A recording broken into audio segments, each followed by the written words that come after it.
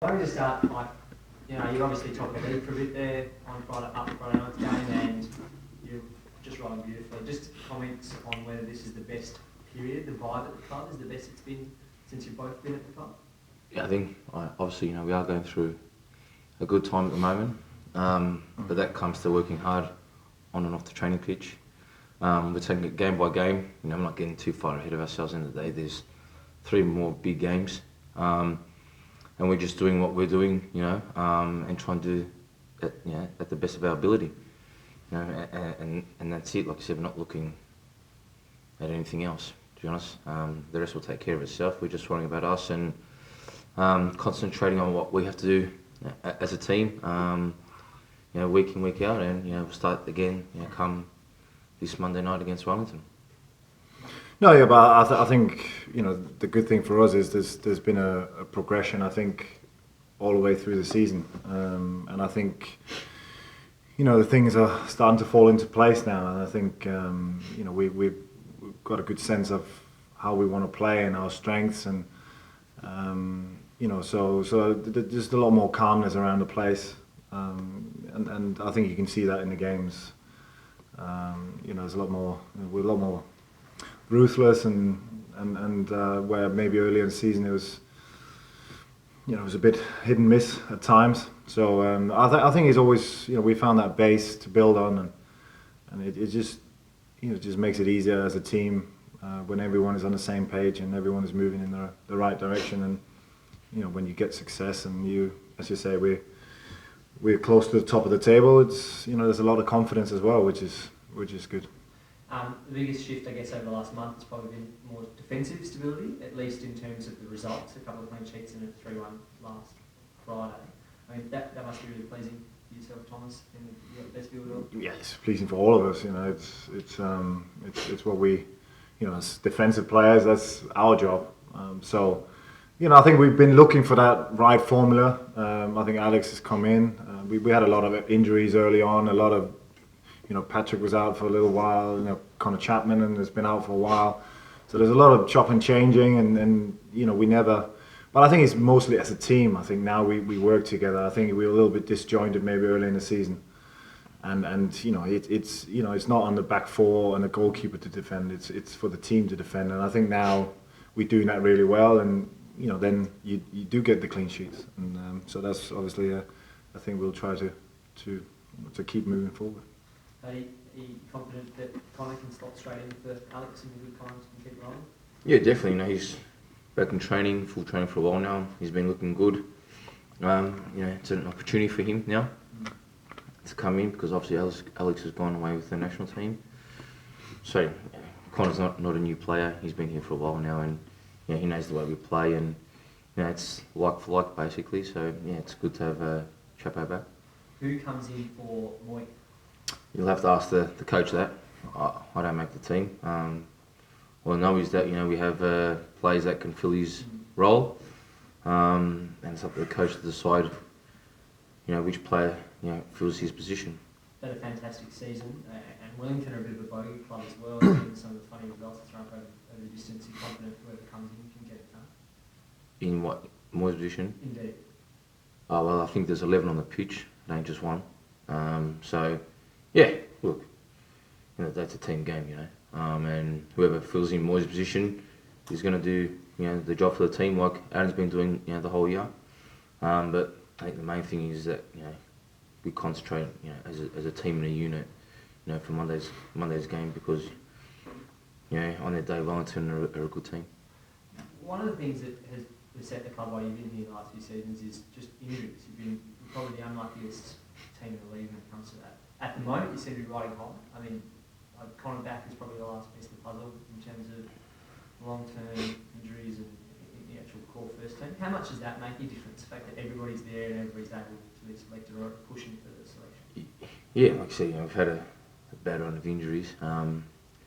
It's not nice, when you're in a team, things like that happen. But like I say, everyone's back fit, and everyone's pushing to, for first team positions, and that's what it is. It keeps everyone on their toes, because no one wants to give up, their starting 11 position. And I think it's healthy in professional environment like ourselves, like football. because people can't relax and just rest on their morals. They've got to go out there and prove to the coach why they should be in the team, and I think that's a great thing. Competition, it's a great thing for us and a great thing for what we want to achieve, and this is why we're in the game, I suppose.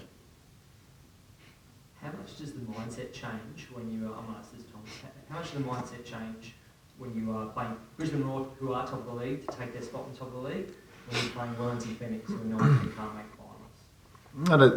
finals? There's some games as a player or as a team, and you don't need any firing up, or and other games, there's obviously on paper you're the favourites, you got to win. So there is a different dynamic, but it's up to the team, to the manager, to yourself, to get your mind right. I think that's part of the professional game. And then we've both been in the game for a long time, and we know that those are the hardest games. It's easy to play Melbourne Victory, 30,000 people. Nothing needs to be said. Where sometimes, in other games it's a little bit harder, and that's where your professionalism, making sure you're doing everything right, not taking anything for granted. As I said, we lost 2-1 a couple of weeks ago. So we've been warned. So there's no excuse for complacency or anything. We got to go out and do a job. If we want to finish top, we got to win. You both experienced players, professional and internationals. I mean, it does seem like one of the strengths as well as this season is how many times you can change formation through the course of a year. Is that normal through the course of the campaign, in your experience, or The coach decides sort of what formation, but we've adapted well under any circumstance. We've learnt sort of different formations, and during the game, you got no choice but to adapt, and it's credit to the players that we can do that as a playing group.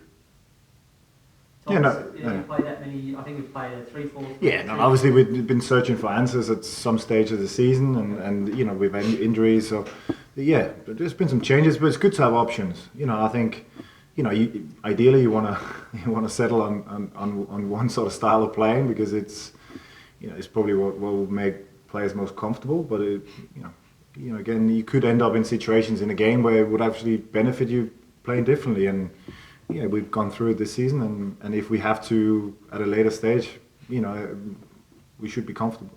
I don't mean it to say it's a bad thing, Evan said anything. I see it as a good thing that you can actually react in games, and JDS can pull the trigger and figure out the tactic. I was going to suggest it as one of JDS's great strengths. I mean, if you see it that way, I don't know if you do. Yes, again, I see it as a good option to have. I think as players, you would prefer to. And I think we've got a good enough team to play our style and not adapt too much. But in games, as you say, there might be, certain things you can explore. And I think we have changed in certain games. I think Sydney, we changed at half time. Just small tweaks that can make a difference. And it's credit to the manager for seeing it, and credit to us for doing the job when that is given. So it's not bothering me, and I'm sure as long as we win, I'll play whatever system. Do you have anything for us, my English Premier League? You've got a long break between the games, I think a 10-day break. Does that affect your preparation, and do you look at that in a positive or a negative light coming into finals?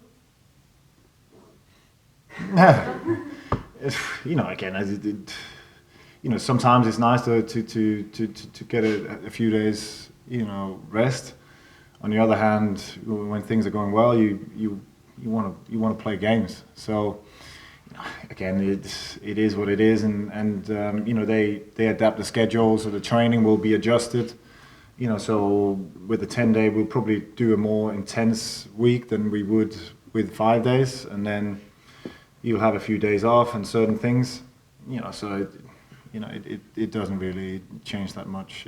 It's the same rhythm coming into the game, no matter when we play. But I just want to ask you about the importance of finishing top two. The A-League, and no one's won the grand final outside top two, and this game is a crucial one. How important is it to finish in the top two? It's obviously very important, but the end of the day, we just worry about one game at a time. To be perfectly honest with you, there's no point looking forward when we haven't even played yet on Monday. So, look, we know the importance of positioning, but at the end of the day, we're taking each game as it comes, and that starts with Monday. Cool. And a couple of Just a couple more. gotcha English Premier League questions. You were friends with Cassius Mike, I believe. You were chatting to him recently. I mean, it's a fairy tale run. Are you reflecting on that at all? You were riding him all the way. Yeah, of course, you want them to do well. It's again, knowing him, I think it's an amazing achievement what they've done this year, and it'd be good for football, I think, in general, because there's been this sort of idea that nobody could break into that top six, and because of money and because of all other things. And Leicester, even though they've got some serious backers behind the club, they've come from nowhere, from fighting relegation to possibly winning the Premier League, and it's a great fairy tale story, and it's something that can only excite the fans and pundits and enhance the game, really. So I hope they ride it out so we can so they can surprise everyone. How do you play at the club? Would it get over there for a month-long party after the end of the season? Look, it would be great for the club, the town, the city. Like Tom said, it's a fairy tale. Like I said, fighting relegation, next thing you know, they're on top of the league, possibly in Champions League. So I think, like I said, it's a great story for football, and it just shows, money doesn't buy everything. It just shows what a team spirit, confidence, momentum in any organisation can do, and they're doing. I think Ranieri was the first one that they said would be sacked. Was fated to be sacked, the first manager. Now, you probably have more job offers than half the English Premiership manager. So look, it's a great story, and like I think it's great for the game, great for football. That an underdog or a team that you thought would never reach the heights of that they have, possibly could win one of the biggest trophies in world football.